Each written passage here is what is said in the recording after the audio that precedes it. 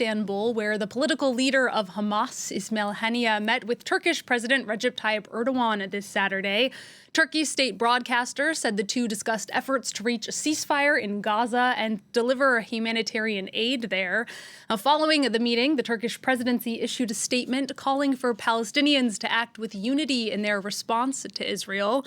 Well, for more on that meeting, I'm joined by Leela Jacinto from our International Affairs Desk. Leela, hello. Now, these talks between Erdogan and Haniyeh come after Turkey's foreign minister also met with Haniyeh in Qatar earlier this week. What do you make of that timing? The timing is everything, Alison. So the Turkish Foreign Minister Hakan Fidan, who is a former Turkish military chief, was in Qatar in Doha on Wednesday. And he had a joint press conference with his Qatari colleague. And in that press conference, the Qatari foreign minister made an announcement that was a bit of a shocker. That's where the Qatari foreign minister announced that Qatar was reevaluating its role in the ceasefire negotiations, because, of course, the Gaza war ceasefire negotiations are going nowhere. The fact that this happened was very significant because it comes after a period of Qatar facing tremendous U.S. and Israeli pressure on the ceasefire negotiations.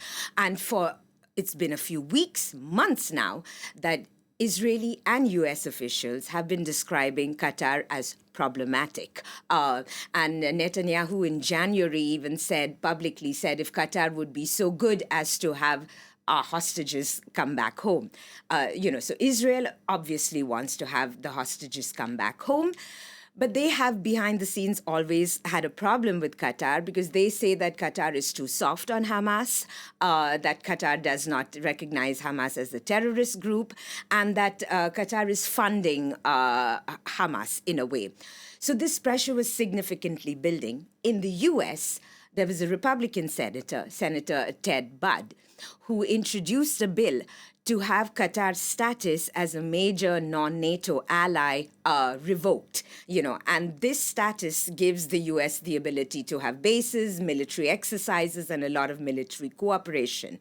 So Qatar was facing tremendous pressure because, on the one hand, Qatar was very important in these negotiations because neither Israel nor U.S. can talk directly to Hamas, which is a terrorist organization.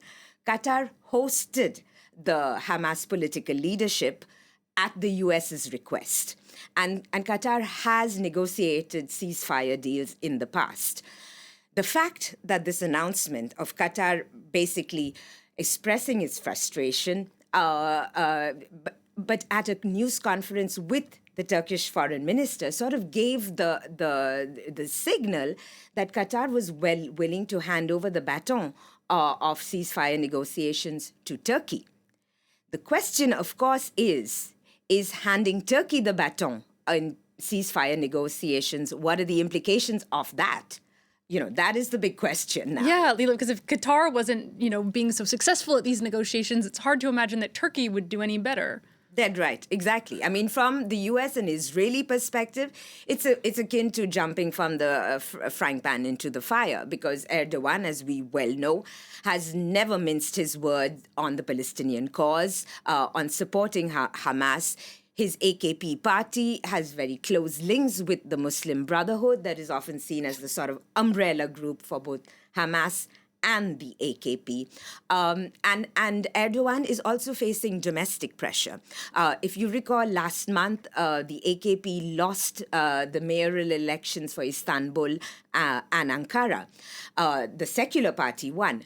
But one of the big surprises of that election was an Islamist party that came out third in that race, because what the Islamist party did, it's the New Welfare Party, YRP, is that it split the Islamist vote.